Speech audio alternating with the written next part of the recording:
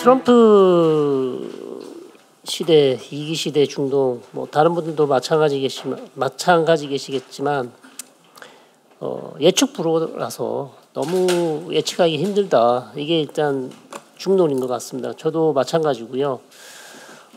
가능한 방법은 뭐 1기에서 어떤 정책을 폈는가 한번 교훈을 배울 수 있는 것이고, 아니면 2기 때도 역시 1기처럼 갈 것인가, 아니면 1기와는 다르게 다른 방향으로 갈 것인가, 아마 그쪽에 아마 초점이 맞춰질 것 같습니다. 현재 지금 오늘 아침에도 뉴스 보도를 보시면 중동 특사를 임명을 했다고 하거든요. 스티브 위트코프라는 사람인데 부동산 업자입니다. 뉴욕에 있는 부동산 업자고 유대인이고요. 본인이 이 부동산 회사에 가서 같이 이 물건은 아마 매물을 많이 팔았던 그 사람인데, 이 사람을 지금 중동 특사로 임명을 했어요. 그래서 어떻게 될지 모를 것 같고요. 그 다음에 부비서실장으로, 백악관 비서실장으로 스티븐 밀러, 아까 우리 김희교 교수님도 아까 유인물에 이름이 나와 있던데, 이 사람도 유대인이거든요. 강경파 친이스라엘파고요. 그런 사람이고, 그 다음에 마이클 왈츠라는 사람이 국가안보보좌관으로 아마 지금 임명이 된 것 같습니다. 이 사람도 유대인은 아닌 것 같은데 역시 뭐 강경파인 걸로 그렇게 알려져 있고, 국무장관 하마평에는 루비오 의원이 지금 얘기가 되고 있는데, 그러니까 전체적으로 보시면 지금 인적 구성이 되게 강경합니다.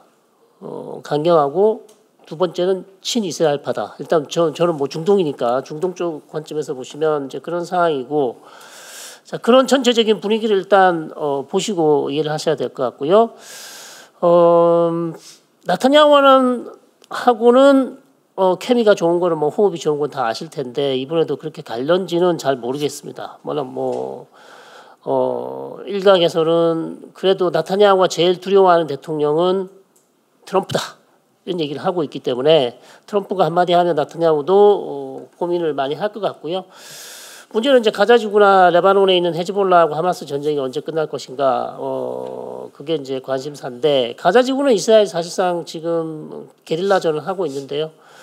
끝낼 생각이 없어 보입니다. 현재로서는 끝낼 생각이 없고, 어쨌든 1월 20일까지는 시간을 이미 부여받았기 때문에 계속해서 게릴라전을 계속 할 것 같고요. 헤즈볼라와는 지금 협상을 중재를 하고 있는데, 여기도 역시 그렇게 쉽지 않은 그런 상황입니다. 그래서 트럼프가 이제 들어와봐야 아는 것이고, 트럼프로서는 전쟁을 빨리 끝내고 싶지만, 그렇다고 해서 나타냐후 총리가 트럼프의 요청을 그냥 마냥 들어줄 수만은 없는 것이고, 본인의 입장이 있고, 그 다음에 가자지구 전쟁은 역시 본인의 정치적인 생존이 달려있기 때문에, 가자지구 전쟁을 끝내게 되면 아무래도 본인이 지금 이끌고 있는 연정이 무너질 가능성이 상당히 높고요. 왜냐하면 구구파들이 계속해서 가자지구 전쟁을 계속 하기를 원하고 있고, 최근에 나오는 얘기는 가자지구 북부에 오히려 정착촌을 새로 지어야 된다는 얘기도 많이 하고 있습니다. 그래서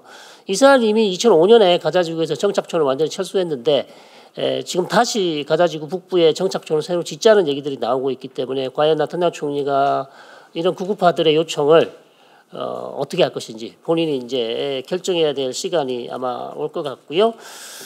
걸프 국가하고는 이슈가 사우디하고 이스라엘하고 관계 정상화가 여전히 계속 이야기가 나오고 있습니다. 이미 작년 10월 달에 거의 다 됐다가 하마스와의 전쟁이 나면서 결국 이스라엘하고 사우디 관계 정상화가 멀어졌는데요.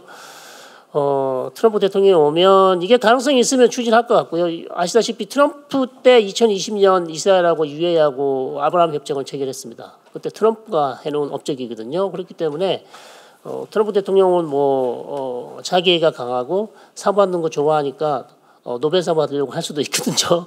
그래서 아마도, 그럼 문제는 이제 전쟁이 끝나야 되죠. 사우디가 전쟁이 끝나지 않은 상황에서 이스라엘과 정상화하기는 어렵습니다. 그래서 가자지구도 전쟁이 어느 정도 끝나야 되고, 헤즈볼라와의 전쟁이 어느 정도 정리가 돼야 사우디가 이스라엘 관계 정상화를 할 수 있고, 또 사우디가 요구하는 조건은 팔레스타인 국가를 세워준다는 확실한 구체적인 로드맵이 없으면 가능성이 없습니다. 지금으로서는. 그러니까 작년보다 훨씬 조건이 더 까다로워졌죠. 1년 동안 전쟁이 있었기 때문에 작년 같은 경우는 거의 뭐 비전만 제시하면 이스라엘과 손을 잡겠다 했으나 지금은 전쟁이 너무 오래 길어졌기 때문에 사우디로서도 자국 내 여론도 그렇고 아랍권, 이슬람권 여론을 생각하면 섣불리 이스라엘과 손을 잡을 수 없는 상황이고요. 사우디가 원하는 것은 결국 이스라엘과의 관계 정상화지만 미국의 어떤 조건, 미국의 내건 조건이 더 중요하죠. 상호 방위 조약이라든지 민수용 핵 개발이라든지 이런 것들이 제일 사우디한테는 제일 중요한 것이기 때문에.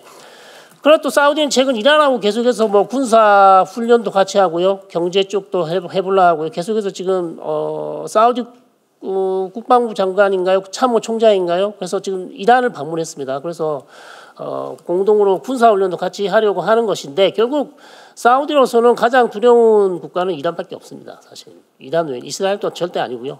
이스라엘이 사우디를 공격할 이유가 하나도 없죠. 그러니까 이란이기 때문에 만약 그 트럼프가 들어왔어도 사이가 안 좋을 시 관계가 안 좋아지면 사우디로서는 다른 방법이 없지 않습니까? 그래서 보험 차원에서 계속해서 사우디가 지금 관계를 더 잘하려고 돈독히 하려고 사우디는 그렇게 이란과 관계를 돈독히 하려고 그렇게 지금 하고 있는 것 같고요. 그다음에 이제 이란 문제인데요. 이란 문제가 가장 크다고 봅니다. 2018년 트럼프가 일방적으로 핵합의를 탈퇴했고 그때 당시 이란은 사실 핵합의를 하나도 어긴 게 없습니다. 사실 이란으로서 손해 본 거고요. 미국한테 뒤통수 맞은 거기 때문에 이란으로서는 트럼프랑 어쩔 수 없이 핵협상을 해야 될 텐데 기분은 안 좋죠. 왜냐하면 2018년 본인이 일방적으로 탈퇴를 했고 그다음에 2020년에 거셈 솔레이만이라는 혁명수비대 사령관을 바그다드 공항에서 암살을 한 게 트럼프거든요. 그래서 이란이 트럼프에 대한 감정은 결코 좋지 않습니다. 좋지 않은 상황이지만 뭐 대통령이 됐기 때문에 경제 제재를 해제해야 되고 지금 새로 선출된 대통령이 개혁 개방 그다음에 미국과 핵협상 제대로 해서 우리 경제 제재 풀겠다고 얘기를 하고 있습니다만 역시 대통령이라는 한계가 있고 최종 결정은 알리 하메네이 이란 최고 지도자가 가지고 있기 때문에 최고 지도자가 이제 어떤 결정을 할지 두고 봐야 되겠고요. 문제는 트럼프가 이제 이란 핵협상을 할 때 너무 강경하게 나온다. 그다음에 외교적 뭐 경제 제재 더 해서 최대 압박을 해서 이란을 협상 테이블로 끌어내겠다고 한다면 사실 이란이 협상 테이블로 나오기 좀 어렵습니다.